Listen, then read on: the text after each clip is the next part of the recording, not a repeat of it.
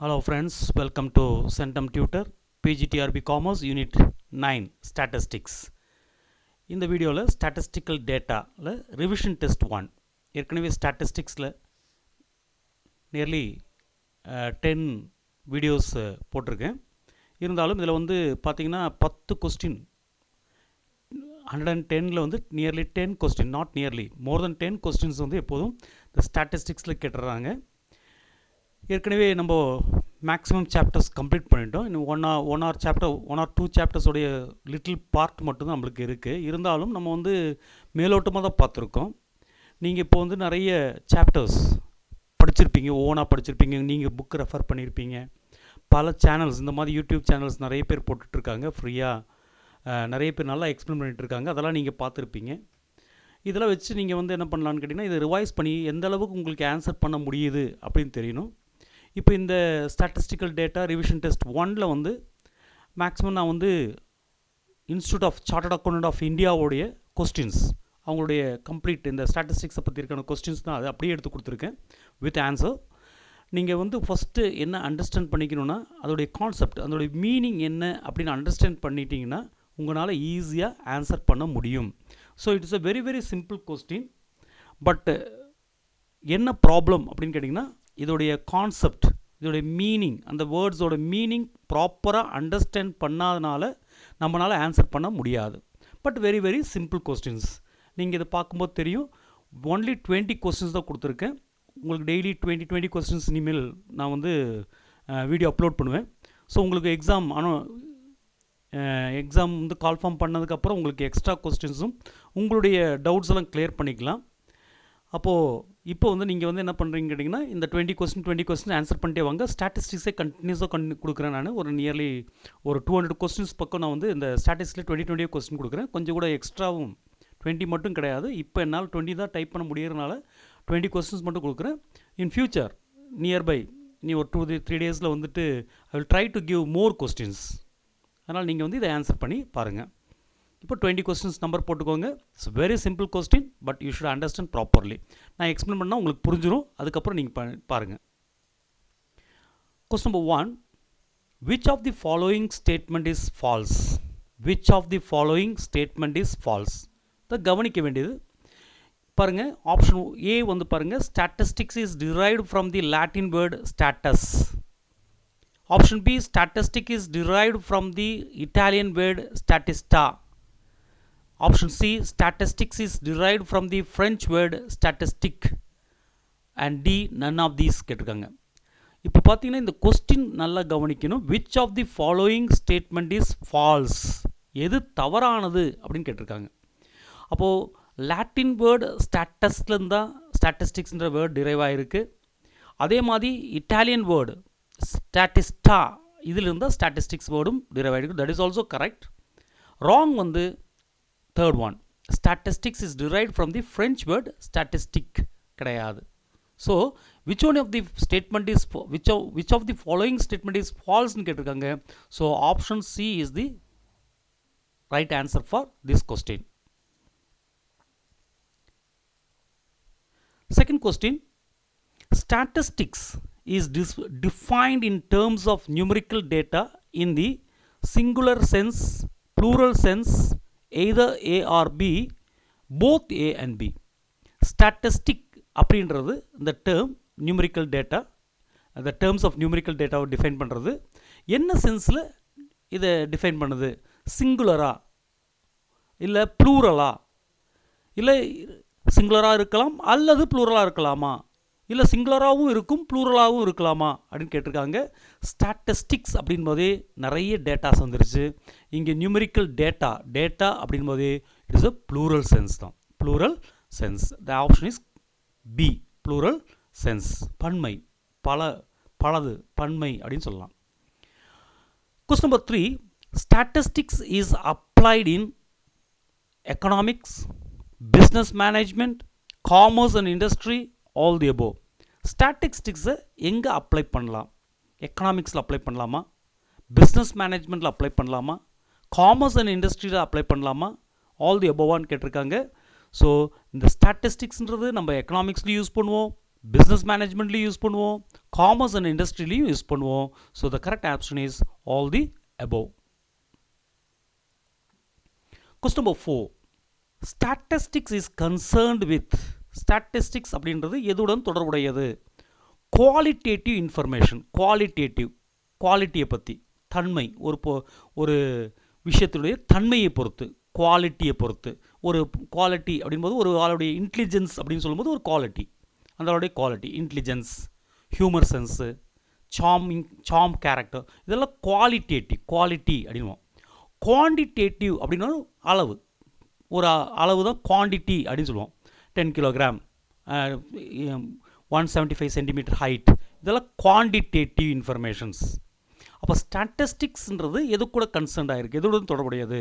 Qualitative இன்ஃபர்மேஷனா, இல்லை quantitative இன்ஃபர்மேஷனா, இல்லை qualitative R quantitative இன்ஃபர்மேஷனா, இல்லை ரெண்டுமேவா, குவான்டிடேட்டிவும் குவாலிட்டேட்டிவுமா, போத்தா அப்படின்னு கேட்டிருக்காங்க. ஸோ ஸ்டாட்டிஸ்டிக்ஸ் அப்படின்றது போத் A and B.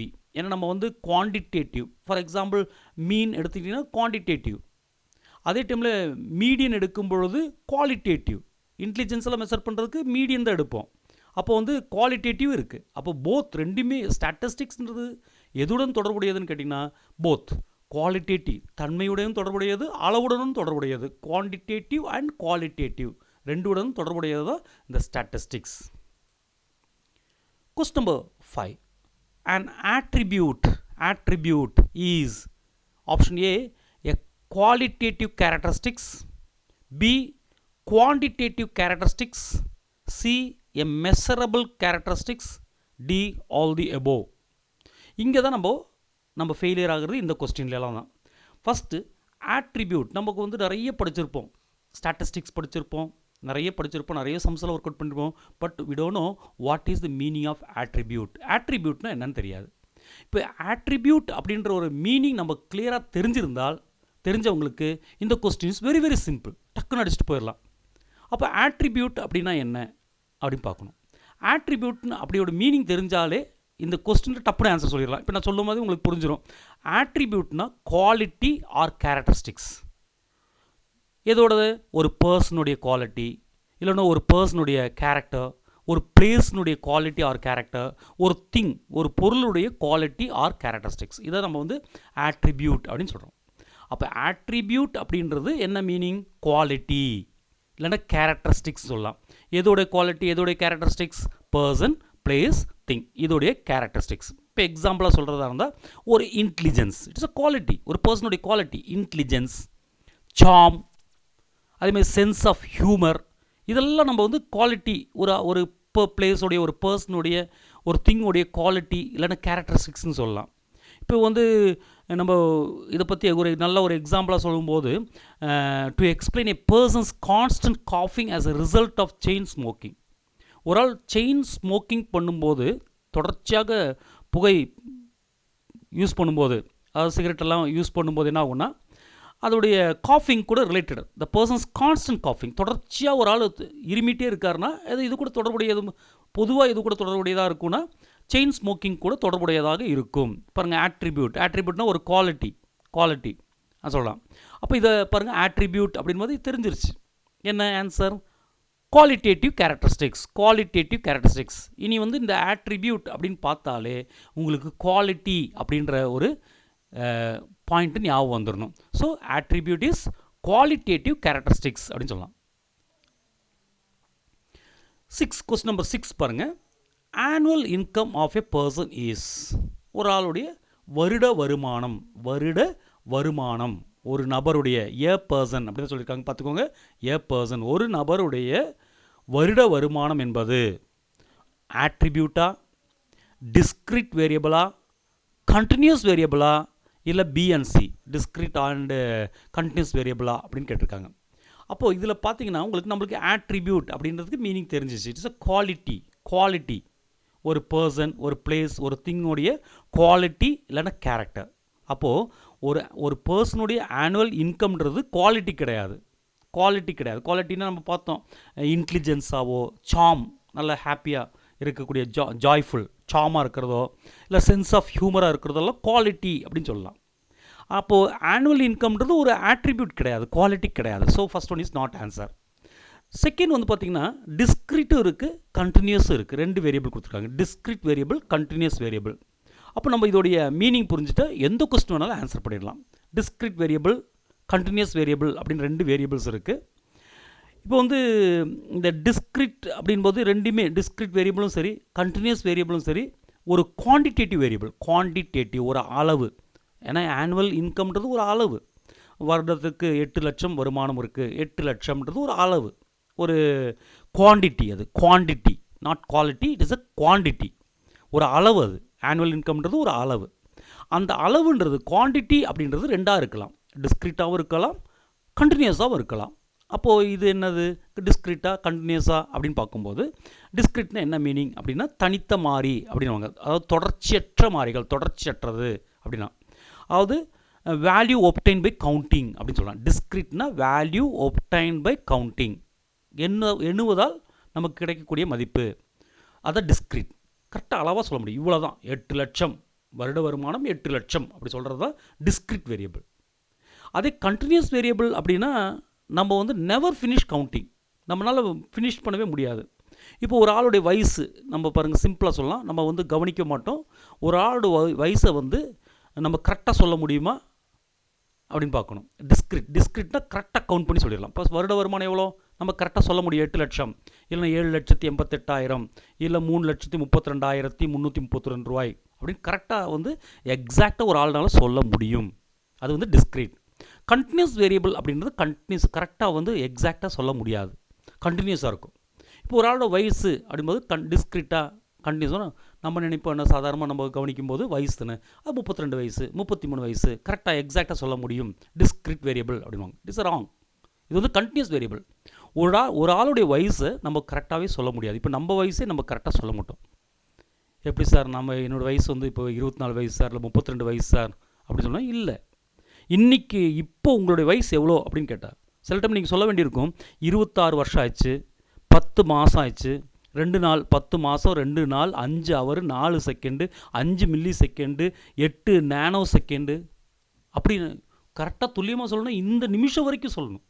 இந்த millisecond, nanosecond, picosecond வரைக்கும் சொன்னால் மட்டும்தான் கரெக்ட் ஆகும். We never finish. நம்மளால் அதை ஃபினிஷ் பண்ணி சொல்ல முடியாது.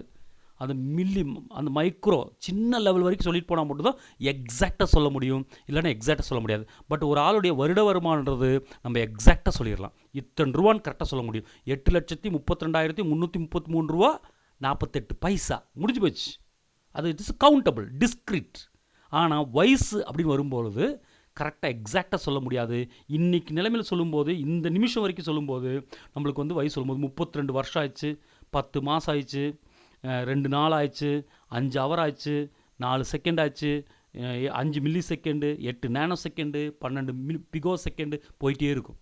இந்த செகண்ட் வரைக்கும் சொல்லணும்னா இட் நெவர் ஃபினிஷ் கவுண்டிங்கை ஃபினிஷ் பண்ணவே முடியாது, தொடர்ச்சி சொல்ல வேண்டியிருக்கும். அப்படி இருந்தால் அது வந்து கண்டினியூஸ் வேரியபிள். அதே டைமில் எக்ஸாக்டாக சொல்ல முடிஞ்சால் டிஸ்க்ரீட் வேரியபிள். அப்போ ஆட்ரிபியூட் பாருங்கள், ஆட்ரிபியூட்னா குவாலிட்டி, ஆட்ரிபியூட்ன்றது குவாலிட்டி.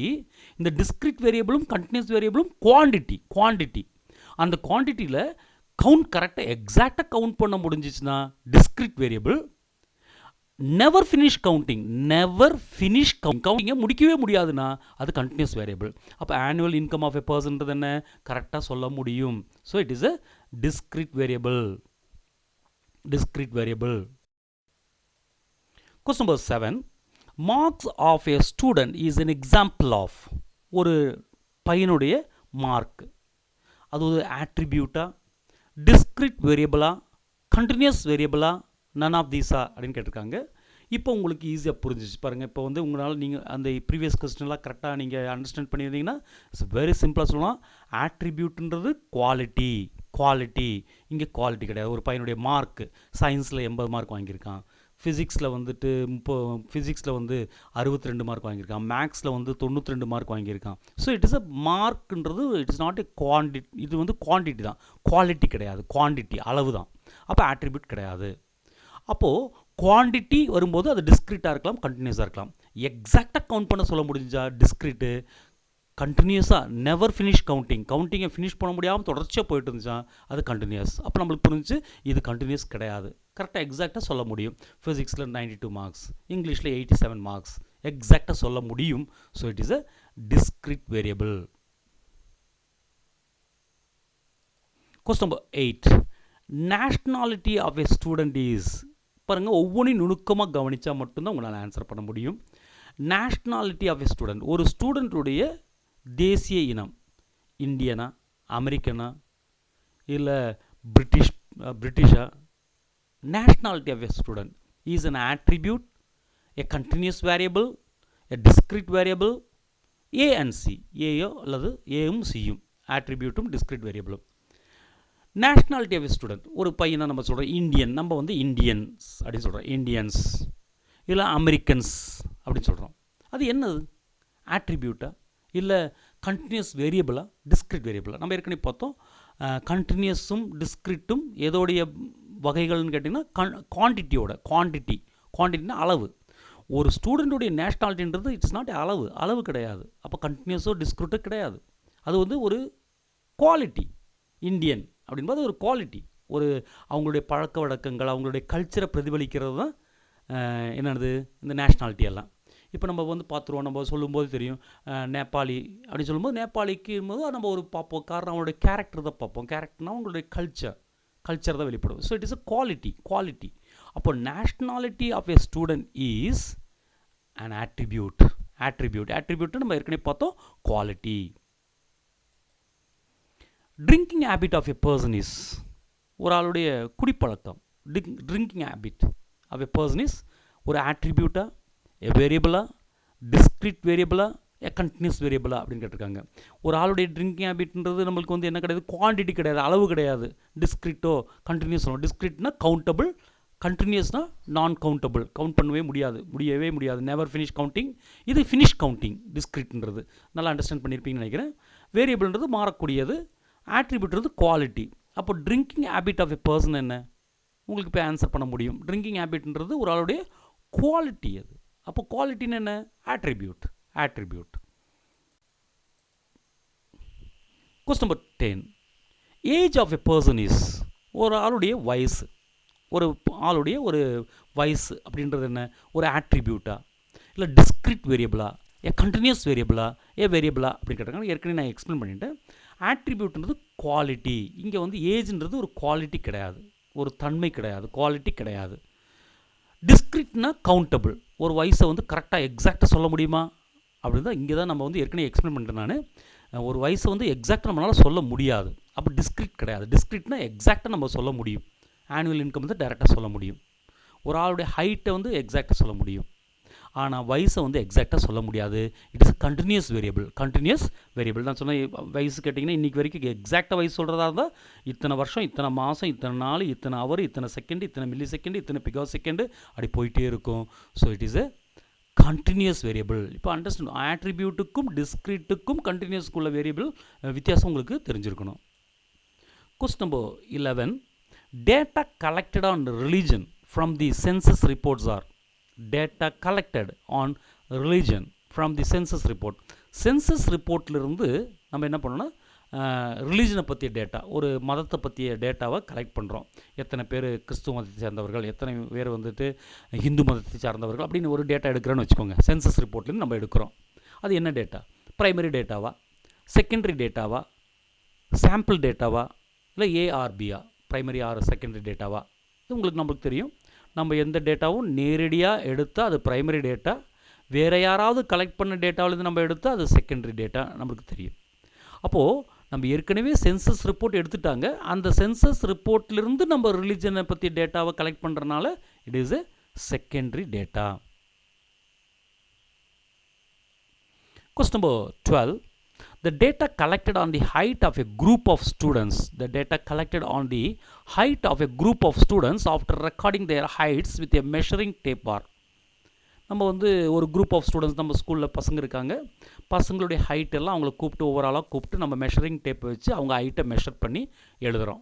அந்த டேட்டா என்ன டேட்டா? ப்ரைமரி டேட்டாவா, செகண்டரி டேட்டாவா, டிஸ்க்ரீட் டேட்டாவா, கண்டினியூஸ் டேட்டாவான்னு கேட்டிருக்காங்க. அப்போது இந்த பசங்களுடைய ஹைட்டை நம்ம நேரடியாக அப்போவே மெஷர் பண்ணி அப்போவே எழுதுகிறோம். நம்மளே நேரடியாக எழுதுறதுனால it is a primary data.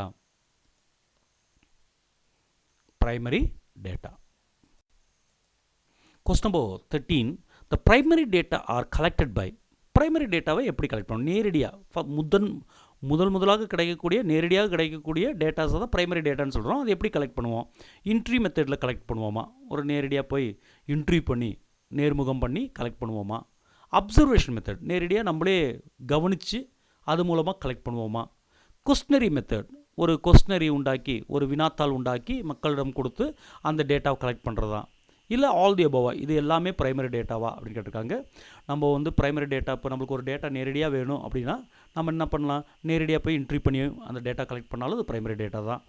இல்லை ஒரு விஷயத்தை நம்ம கவனித்து, ஒரு விஷயம் நடக்கிறத கவனித்து அதை பற்றி அந்த டேட்டாவை எடுக்கிறதும் ப்ரைமரி டேட்டா தான்.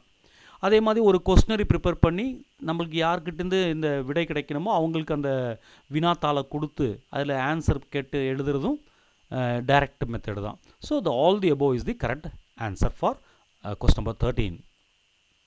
Question number 14. The quickest method of collect primary data is. மிக விரைவாக பிரைமரி டேட்டா கலெக்ட் பண்ணக்கூடிய ஒரு மெத்தட் இது.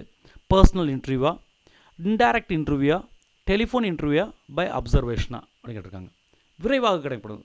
நேரடியாக போய் நம்மளே கேட்டு எழுதுறதா, இல்லை மறைமுகமாக வேறு ஆள் மூலமாக வேறு விதத்தில் நம்ம டேரெக்டாக இன்டர்வியூ பண்ணி எடுக்கிறதா, இல்லை டெலிஃபோன் இன்ட்ரி, நேரடியாக எந்த பர்சன் நம்ம டேட்டா கலெக்ட் பண்ணோம் அவங்ககிட்டே ஃபோன் பண்ணி கேட்டு இன்ட்ரி பண்ணுறதா, இல்லை நம்ம போய் கவனித்து எழுதுறதா? எது வந்து ரொம்ப குயிக்கஸ்ட் மெத்தட் அப்படின்னு கேட்குறாங்க.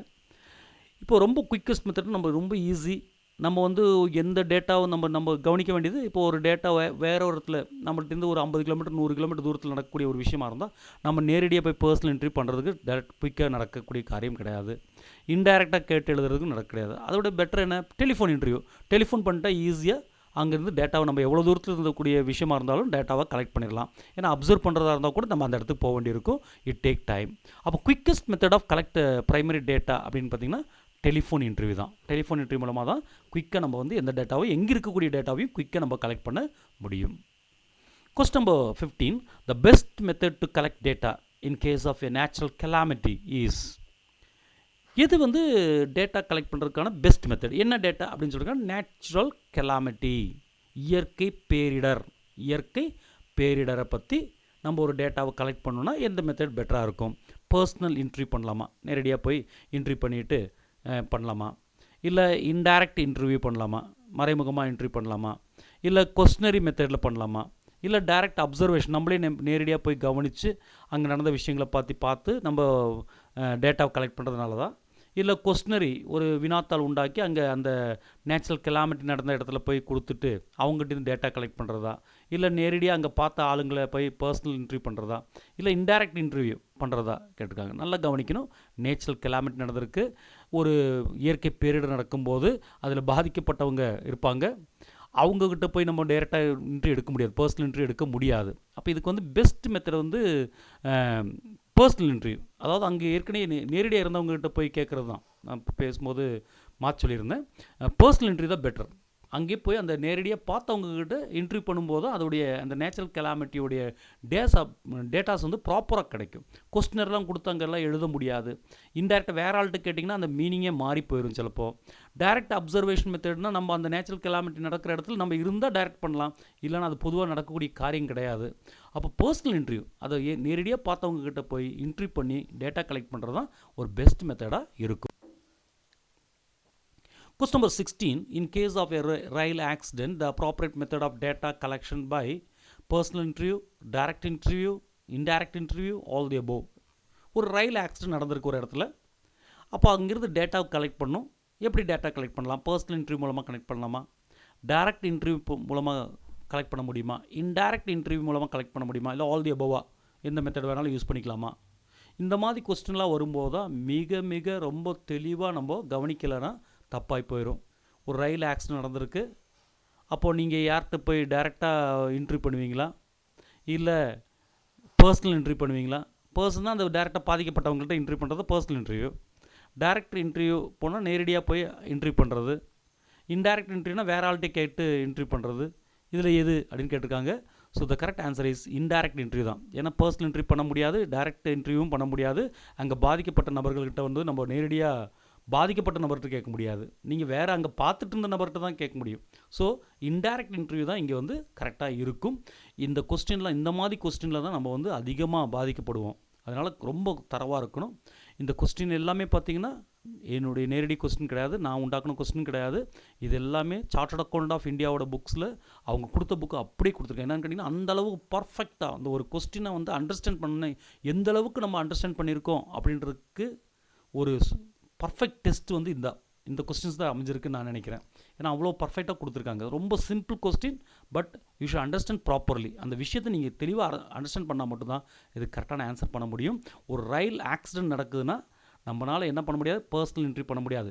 அது அடிப்பட்டவங்களையோ இல்லை டேரெக்டாக போய் அவங்கள இன்டர்வியூ பண்ண முடியாது, டேரெக்ட் இன்டர்வியூ பண்ண முடியாது, பர்சனல் இன்டர்வியூ பண்ண முடியாது. அப்போ இன்டைரக்ட் இன்டர்வியூ தான். அதை பார்த்தவங்க கிட்ட தான் நம்ம கேட்டு தெரிஞ்சுக்க முடியும். பாருங்கள் எவ்வளோ நுணுக்கமாக இருக்குன்றது ரொம்ப ரொம்ப முக்கியம் இங்கே. 17th question, which method of data collection covers the widest area? மிகப்பெரிய ஏரியாவை நீங்கள் கவர் பண்ணணும், டேட்டா கலெக்ட் பண்ணணும் அப்படின்னா எந்த மெத்தட் கரெக்டாக இருக்கும்? Telephone interview method. எல்லார்கிட்டையும் எல்லார்கிட்டையும் டெலிஃபோனில் ஃபோன் பண்ணி இன்டர்வியூ பண்ணி டேட்டா கலெக்ட் பண்ணலாமா? இல்லை மெயில்டு கொஸ்டினரி மெத்தட். எல்லாருக்கும் என்ன பண்ணால் மெயில் பண்ணி விடலாம். கொஸ்டினரியை மெயில் பண்ணிவிட்டு அதுக்கு ஆன்சர் பண்ணுங்கள் அப்படின்னு சொல்லலாம். நம்ம இப்போ வந்து ரொம்ப ஈஸியாச்சு. மெயில்டு கொஸ்டினரி மெத்தட்ன்றது இன்றைக்கி வந்து கூகுளில் வந்து நம்ம போட்டு விட்டாலே போதும். நம்மளுடைய வெப்சைட்லேயே அதுலேயே ஒன்றில் ஒரு 4-5 கொஸ்டின் போட்டுவிட்டு இதுக்கு ஆன்சர் பண்ணுங்கன்னு சொன்னால் பண்ணுறவங்க பண்ணுவாங்க. அப்போ நிறைய பேரை ரீச் பண்ணும். யாரெல்லாம் பார்க்குறாங்களோ அவங்களெல்லாம் போய் ரீச் பண்ணுமா. அதுமாரி டேரக்ட் இன்டர்வியூ மெத்தட், நேரடியாக போய் எல்லா வைடஸ்ட் ஏரியாவில் பண்ண முடியுமானா சிம்பிளாக நம்ம ஆன்சர் பண்ணிடலாம். அது கிடையவே கிடையாது. ஏன்னா வைடஸ்ட் ஏரியான்றது மிகப்பெரிய ஏரியாவை கவர் பண்ணி டேட்டா கலெக்ட் பண்ணணும்னா direct interview method is not possible. சிம்பிளாக சொல்லிடலாம். டெலிஃபோனில் நிறைய ஏரியா கவர் பண்ண முடியினாலும் எவ்வளோ பேர் நம்ம வந்து டெலிஃபோனில் தொடர்பு கொண்டு கலெக்ட் பண்ண முடியுன்றது நாட் பாசிபிள். அப்போ சிம்பிள் விஷயம் வந்து மெயில்டு கொஸ்டினரி மெத்தட் தான் இந்த வைடஸ்ட் ஏரியாவை கவர் பண்ணுறதுக்கு பெஸ்ட் மெத்தடாக இருக்கும். அதுலேயும் நிறைய எந்த மெத்தட் எடுத்தாலும் அதுக்கு ஒரு எல்லா மெத்தடுக்கும் ஒரு அட்வான்டேஜஸும் டிஸ்அட்வான்டேஜஸ் இருக்கும். இப்போ 18th கொஸ்டின் பாருங்கள், த அமௌண்ட் ஆஃப் நான் ரெஸ்பான்சஸ் இஸ் மேக்ஸிமம் இன். இப்போ நம்ம கொஸ்டின் கேட்குறோம், அது இப்போ வந்து ஒரு கொஸ்டினரி கொடுக்குறோம். அந்த கொஸ்டினரி எத்தனை பேர் ஆன்சர் பண்ணி கொடுப்பாங்க? ஒரு ஃபோன் டைரக்ட் இன்டர்வியூ பண்ணுறோம், ரெஸ்பான்ஸ் பண்ணாமல் போகிறவங்க நிறைய பேர் இருப்பாங்களா? அப்சர்வேஷன் மெத்தட் இருக்குது, ரெஸ்பான்ஸ் பண்ணாமல் போயிடுவாங்களா? அப்போது நான் ரெஸ்பான்ஸ் வந்து நம்ம கேட்கக்கூடிய கொஸ்டினுக்கு ஆன்சர் பண்ணாமல் நான் ரெஸ்பான்ஸ் பண்ணக்கூடியது எதில் மேக்ஸிமம் இருக்கும் அப்படின்னு கேட்டிருக்காங்க. ஸோ மெயில்டு கொஸ்டினரி மெத்தட்லேயே, இன்டர்வியூ மெத்தட்லேயே, அப்சர்வேஷன் மெத்தட்லேயே ஆல் தி அபவான்னு கேட்டிருக்காங்க. So very very simple. நம்ம வந்து வைடஸ்ட் ஏரியாவை கவர் பண்ணுறதுக்கு மெயில்டு கொஸ்டினரி மெத்தட் தான் பெட்டர்னு சொன்னோம். நிறைய பேருக்கு இந்த கொஸ்டினரி பேர் சேரும். பட் எத்தனை பேர் ஆன்சர் பண்ணுவாங்க கேட்டிங்கன்னா ரெஸ்பான்ஸ் பண்ணுறது ரொம்ப ரொம்ப கம்மியாக இருக்கும் இந்த மெயில்டு கொஸ்டினரி மெத்தடில். So the amount of non response is maximum in mailed questionnaire method. ஸோ கொஞ்சம் நிதானமாக அதை ரீட் பண்ணி அதை எழுதினா மட்டும்தான் இந்த மாதிரி கொஸ்டின்ஸ்லாம் ஆன்சர் பண்ண முடியும். இது மேக்ஸிமம் நுணுக்கமாக ஒவ்வொரு சின்ன பார்ட்டுக்கும் நிறைய கொஸ்டின் ப்ரிப்பேர் பண்ணியிருக்காங்க. உங்களால் இது வந்து தரவாக படிச்சுக்க முடியும், அண்டர்ஸ்டாண்ட் பண்ணிக்க முடியும்.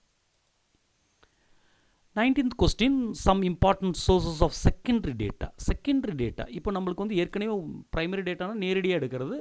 நம்மளுக்கு வந்து அவங்க ஏற்கனவே எடுத்த டேட்டாலேருந்து நம்மளுக்கு கிடைக்கக்கூடிய டேட்டாக்கு பேர் செகண்டரி டேட்டா. அப்போது சில இம்பார்ட்டன்ட் சோர்ஸ் எது, secondary data source, important source எதுன்னு கேட்டிருக்காங்க. இன்டர்நேஷ்னல் அண்ட் கவர்மெண்ட் சோர்ஸஸாக, இன்டர்நேஷ்னல் அண்ட் ப்ரைமரி சோர்ஸஸாக, ப்ரைவேட் அண்ட் ப்ரைமரி சோர்ஸஸாக, கவர்மெண்ட் சோர்ஸஸான்னு கேட்டிருக்காங்க. ஸோ இதில் வந்து நம்மளுக்கு கொஸ்டின் என்னென்னு கேட்டிங்கன்னா அதாவது ரொம்ப பர்ஃபெக்ட் ஆன்சர் தான் கேட்டிருக்காங்க. சிலப்போ 2 ஆன்சர் கூட பர்ஃபெக்டாக இருக்கலாம், 2 ஆன்சர் கூட கரெக்டாக இருக்கலாம். பட் கேட்டிருக்கிறது மோஸ்ட் அப்ராப்ரியேட் ஆன்சர்ஸ் அப்படி தான் கேட்பாங்க. இதுக்கு ரொம்ப நியர்பை ஆன்சர் தான் கரெக்டாக இருக்குன்னு பார்ப்போம். ஸோ இதுக்கு வந்து செகண்டரி டேட்டாக்கு ரொம்ப இம்பார்ட்டன்ட் சோர்ஸ் வந்துட்டு option A, international and government sources. International and government source. ஏன்னா கவர்மெண்ட் சோர்ஸஸ் ஏற்கனவே கீழே ஒரு ஆப்ஷன் இருக்குது. அது இல்லாமல் இன்டர்நேஷ்னலும் என்ன தான் இன்டர்நேஷ்னல் சோர்ஸஸ்லேருந்து கிடைக்கக்கூடியதும் செகண்டரி டேட்டா தான். அப்போ இன்டர்நேஷ்னல் அண்ட் கவர்மெண்ட் சோர்ஸ் தான் இங்கே ப்ராப்பரான answer. Question number 20, internal consistency of the collected data can be checked when. நம்ம கலெக்ட் பண்ண டேட்டாவை வந்து ஒரு கன்சிஸ்டன்சி இருக்கணும், ஒரு தொடர்புடையதாக, நிலையானதாக, அப்படி ஒரே மாதிரியானதாக இருக்கணும். இன்டர்னல் கன்சிஸ்டன்சி இருக்கணும் அந்த கலெக்ட் டேட்டா. எப்படி செக் பண்ணுறது, எப்போ செக் பண்ணலாம்? இன்டர்னல் டேட்டா கொடுத்தா செக் பண்ண முடியுமா, எக்ஸ்டர்னல் டேட்டா கொடுத்தா செக் பண்ண முடியுமா, இல்லை 2-3 சீரீஸ் கொடுத்தா 2-3 சீரீஸ் டேட்டாஸ் கொடுத்தா செக் பண்ண முடியுமா, இல்லை நம்பர் ஆஃப் ரிலேட்டட் சீரீஸை கொடுத்தா செக் பண்ண முடியுமா, ஏன் number of related series are given. இதில் எது வந்து இன்டர்னல் கன்சிஸ்டன்சி, கலெக்டட் டேட்டாவோட இன்டர்னல் கன்சிஸ்டன்சியை செக் பண்ண முடியும் அப்படின்னு கேட்டிருக்காங்க. Internal consistency of data can be checked when a number of related series are given. ஒரே மாதிரியான ரிலேட்டட் சீரீஸ் கொடுத்தா மட்டும்தான் நம்ம கன்சிஸ்டன்சியை செக் பண்ண முடியும். இப்போ ஃபார் எக்ஸாம்பிள் கோரலேஷனில் வந்து பார்த்திங்கன்னா நம்ம கன்சிஸ்டன்சியை பார்க்கலாம். கன்சிஸ்டன்சி எப்படி பார்க்கணும், ரேங்க் கோரலேஷனில் வந்து 2 ஜட்ஜிங் வந்துட்டு மார்க் போடுறாங்கன்னா அந்த 2 சீரீஸ் ஆச்சு, related series, both are related series, 2 பேரும் ஒரு பர்ஃபார்மன்ஸோடைய மார்க் கொடுக்குறாங்க. அப்போ 2மே ரிலேட்டட் சீரீஸ் ஆச்சு. 2 பேரும் ஒரே மாதிரி மார்க் கொடுத்துருக்காங்களா, கன்சிஸ்டன்சியாக இருக்கா, இல்லை டிஃப்ரெண்ட்டாக கொடுத்துருக்காங்களா, இன்கன்சிஸ்டண்ட்டாக இருக்கா, ஒரு ஆள் அதிக மார்க் கொடுத்துருப்பாங்க, ஒரு ஆள் கம்மியாக மார்க் கொடுத்துருக்காங்களா, இல்லை 2 பேரும் ஏறக்குறைய ஒரே மாதிரி மார்க் கொடுத்துருக்காங்களா. அப்போது 2 series, 2 number of related series கொடுத்தா மட்டும்தான் நம்ம என்ன பண்ண முடியும்னா இன்டர்னல் கன்சிஸ்டன்சியை நம்ம செக் பண்ண முடியும். அப்போ இதோட ஆன்சர் வந்து a number of related series are given. So பாருங்கள், இந்த 20 கொஸ்டின் படிக்கும்போது உங்களுக்கு ஒரு சின்ன பார்ட்டோடைய ஏகதேசம் எல்லாமே கவர் பண்ணியாச்சு. அதாவது நீங்கள் பார்த்தீங்கன்னா இதில் வந்து மேக்ஸிமம் ஏரியா கவர் பண்ணியாச்சு. இதை படிச்சிங்களானே இந்த கொஸ்டின்ஸ், இந்த 20 கொஸ்டின் படிச்சிங்களானே இந்த பர்டிகுலர் ஏரியா அவங்க வந்து உங்களுக்கு மேக்ஸிமம் எப்படிப்பட்ட கொஸ்டின் கொடுத்தாலும் ஆன்சர் பண்ண முடியும். So that is a chartered accountant of இன்ஸ்டிடியூட்டுடைய ஒரு இம்பார்ட்டன்ட். அது அவங்க பார்த்திங்கன்னா இதே கொஸ்டின் கேட்க மாட்டாங்க. பட் இதை படிச்சுட்டு போனால் உங்களால் டிஃப்ரெண்ட்டாக திங்க் பண்ணி அவங்க எப்படி கொஸ்டின் கேட்டாலும், இதை ரிலேட்டடாக என்ன கொஸ்டின் கேட்டாலும் நம்மளால் எழுத முடியும். இப்போ உங்களுக்கும் இதே மாதிரி எழுத முடியும்னு நினைக்கிறேன். இனி அடுத்த பார்ட்டில் வந்துட்டு இதிலே வந்து பார்த்திங்கன்னா ஒரு நியர்லி 100 கொஸ்டின்ஸ் இருக்குது இந்த பார்ட்டில் மட்டும், ஸ்டாட்டிஸ்டிக் டேட்டாவில் மட்டும். அது நெக்ஸ்ட்டு ஒரு நாளைக்கு ஒரு 20 கொஸ்டின்ஸ், அப்புறம் நெக்ஸ்ட் டே அப்படி 20 கொஸ்டின்ஸ் போகலாம். இடையில வந்து கொஞ்சம் எக்ஸ்ட்ரா கொஸ்டின்ஸ் கூட போடுறேன். போட்டு குயிக்காக இந்த பார்ட்டு முடிச்சிடலாம். அதுக்கப்புறம் டைம் சீரீஸ், இந்த ஸ்டாட்டிஸ்டிக்ஸ்லேயே நிறைய ஏரியா இருக்குது, அதை முடிச்சிடலாம். ஏன்னா வந்து இதில் வந்து ரொம்ப அதிக கொஸ்டின் கேட்குறாங்க. இதே மாதிரி அடுத்த சாப்டர்ஸோடைய கொஸ்டின்ஸும் ரொம்ப ஜென்யூனான, ரொம்ப ஃபார் எக்ஸாம்பிள் இந்த புக்ஸ் எல்லாம் பார்த்திங்கன்னா chartered account of India books எல்லாம் வந்து பார்த்திங்கன்னா மிஸ்டேக்ஸ்க்கெல்லாம் சான்ஸ் கிடையாது, மேக்ஸிமம் மிஸ்டேக்ஸ் ஆகிறதுக்கு சான்ஸ் கிடையாது, ரொம்ப நுணுக்கமாக எடுத்திருப்பாங்க. அதனால தான் இதை நான் வந்து உங்களுடைய எக்ஸாமினேஷன் பர்பஸ்க்கு உங்களுக்கு ரொம்ப யூஸ்ஃபுல்லாக இருக்குன்னு சொல்லி தான் இதை நான் வந்து யூஸ் பண்ணி உங்களுக்கு கொடுத்துருக்கேன். ஸோ இதை தரவு பண்ணுங்கள்.